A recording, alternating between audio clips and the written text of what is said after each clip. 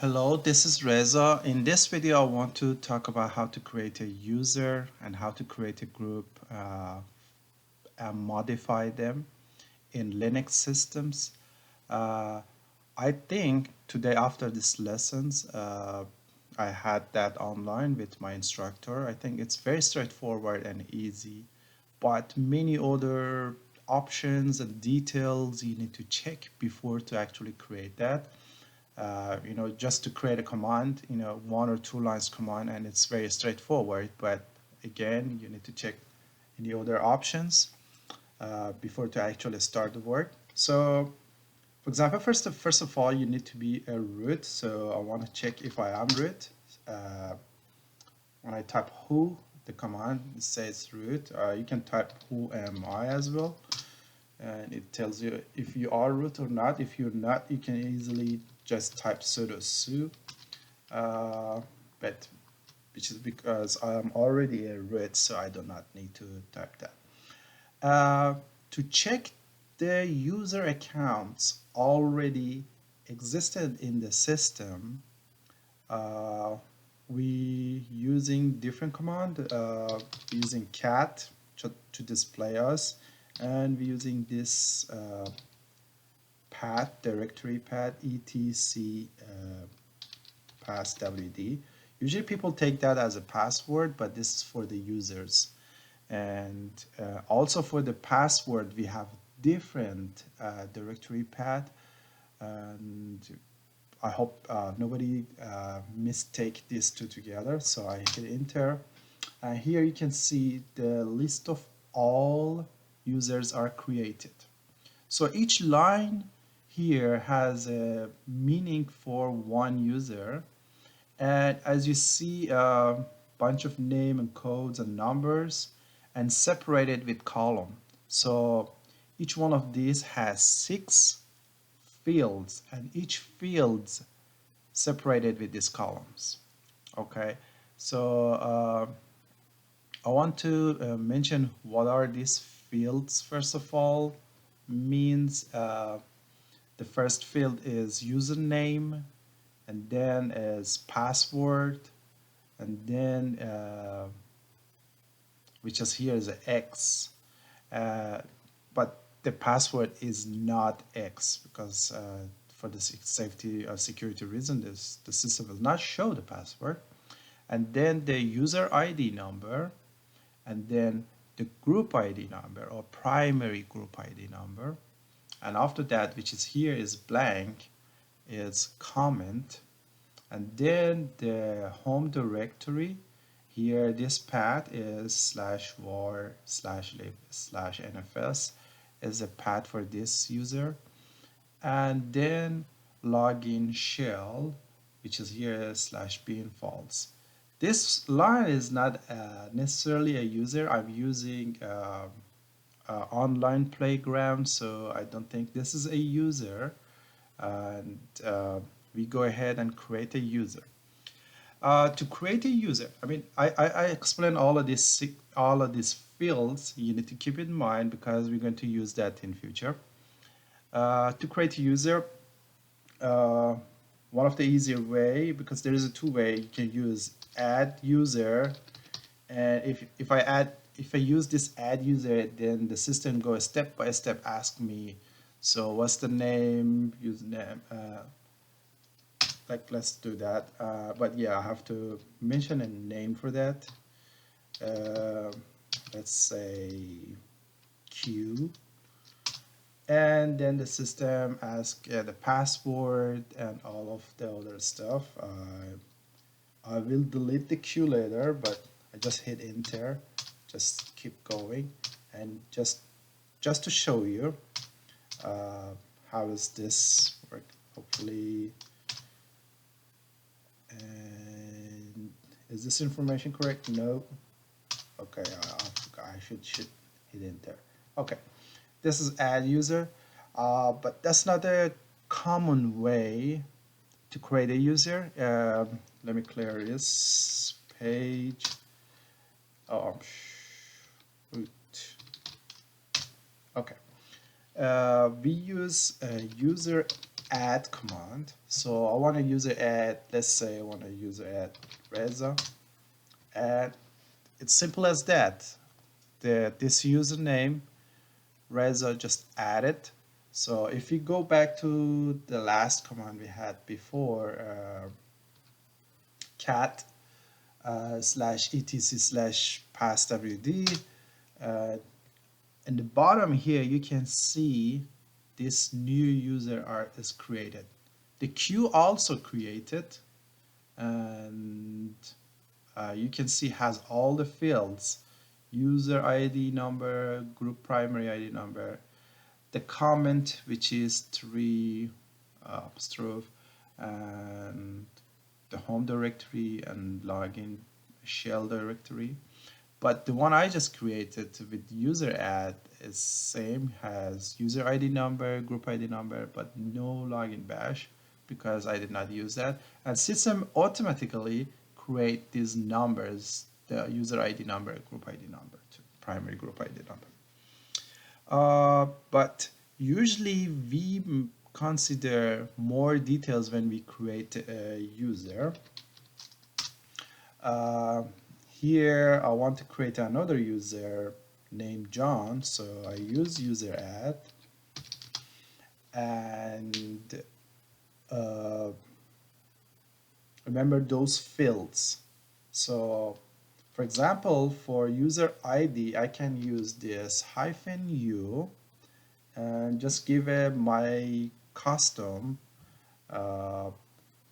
user ID number, let's say 1010, and then I can make a comment here as well. So -c is for comment, and I put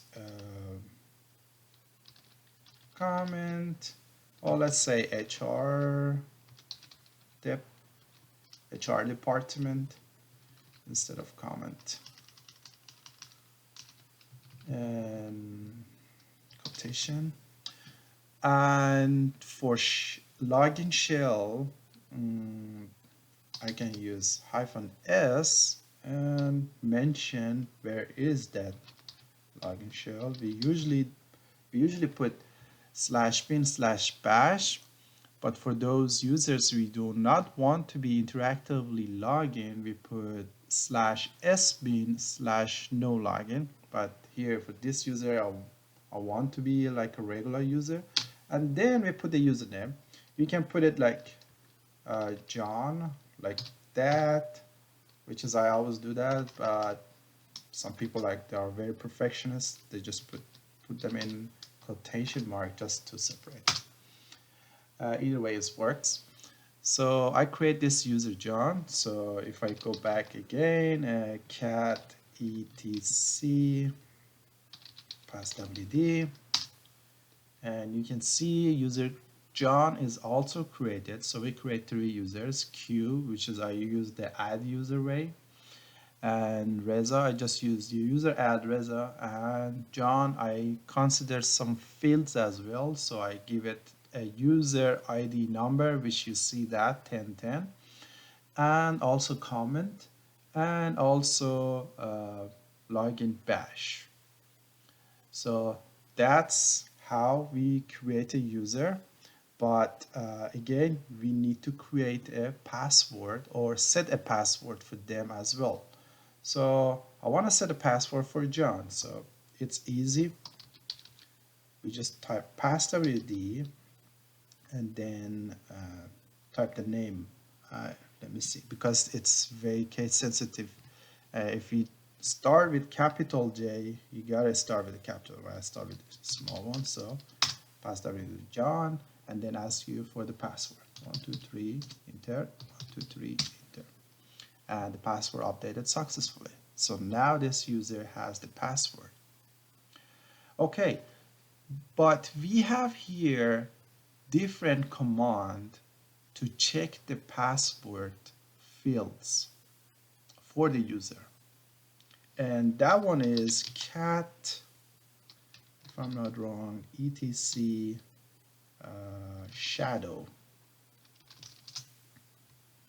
And you can see these 3 users here in the bottom: Q, Reza, and John. Q started with exclamation sign. Reza also as well, exclamation. But John, you see there's an encrypted password, which is a long line, and it tells me this user has the password. Okay, I need to explain these fields as well. And they have different meaning. Let me check my notes. Just give me 1 second.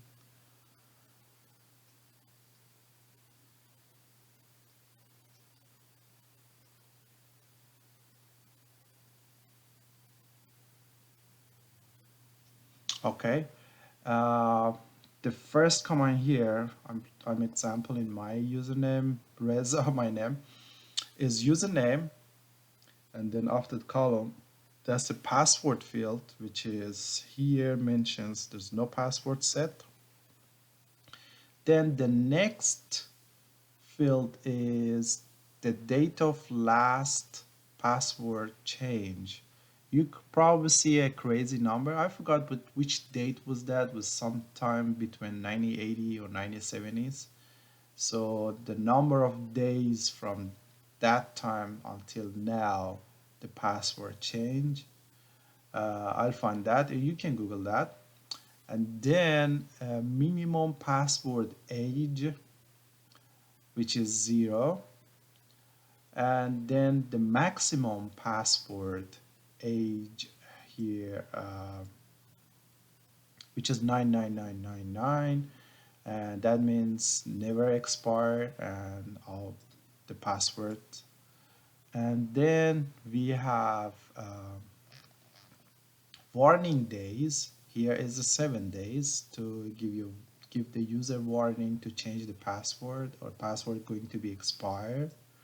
And then you see 3 fields, actually 2 fields. 2 fields are empty. One for expire date, the date this password will be expired, and then the last field is inactive period. Actually, there is a one field here at the end, and this field is reserved for future and probably it will be added, but no, for the moment in 2020, we're not using that. Uh, let me clear this page one more time. Okay, as I said, those are the fields for the password. So as you see, those numbers is not very understandable and then not very organized. So you can go by different way to check the password field for any user, and you can use chage, age uh, hyphen L, and then the username, which here is John. And you can see all of those fields mentioned here with descriptions. So last password change, December 8th, which is today, and password expires never, password inactive never, account expires never, minimum number of days between the password change 0, and the maximum date between password change, which is never, never expired, and the number of days for warning is 7. You can change this information again if you want, just by doing this command, change, and then without hyphen L, John. And then one by one, I'm gonna ask you these questions. So minimum password age, let's say 10. Maximum password age, let's say 100. Last password change, I leave it as default. If you want to leave default, just hit enter. Password expiration warning, I give it, let's say 3 days warning. And password inactive, I leave it -1 means never, so I leave it default never. Password expiration, You can leave it default like never expire, or you can give it a time. So let's say with this format, year, month, day. So I go 2020 December 25, the Christmas day, and all the information is set. So I go again, change -L John to see this information, and you can see all of them. So I actually see the password will be expired this date and all the information. And this is how we change the information for the password fields for any user. The more information regarding to creating a user for account and the details you need to know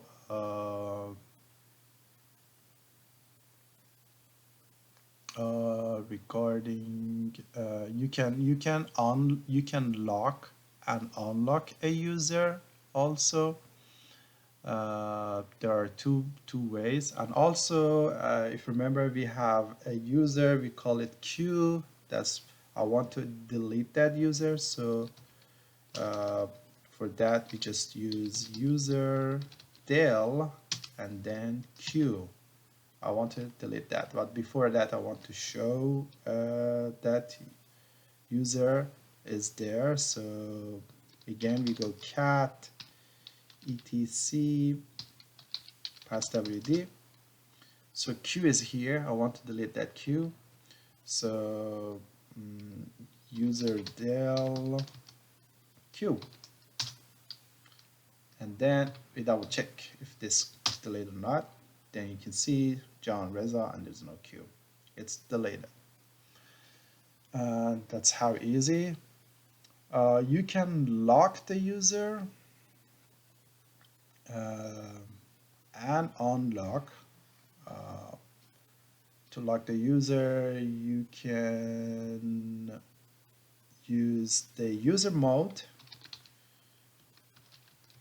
and let me, if I remember, user mode. Yeah, there are two ways. One way is user mode with capital L and then name of the user, John. So John is locked. To check, we go to the shadow. So there is another way to check etc shadow. If you do this, you can see the details of the password fields of all users, but I just want to see for John. So I use pipe, then I use a grep command, and I type the username John. Let's see. You see John here is mentioned red because I just searching that name, and you see that exclamation before the password encryption. That shows this user is locked with the user mode. And to unlock this user, you can again use the user mode and capital U and then John. And let's check that if this user is unlocked. So I use the same command here, cat /etc/shadow pipe grep John, and you see that exclamation sign is gone and this user is active. It's unlocked again. There's another way to unlock the user, so you can use the passwd and -l and then the username, which is John. This poor John, I'm just doing all the actions for him. And after hitting enter, you can see password expiry information change. Let's double check that. So we go back again, cat to shadow, grab John, and you see that exclamation sign there as well, which shows this user is locked. Okay, I want to make this video shorter, so that's why I'm not don't want to go more information about how to create a group and all that in another video. Hopefully you enjoy that, and hopefully I'll be more useful with this information and video to help people to learn at least some stuff. Thank you very much.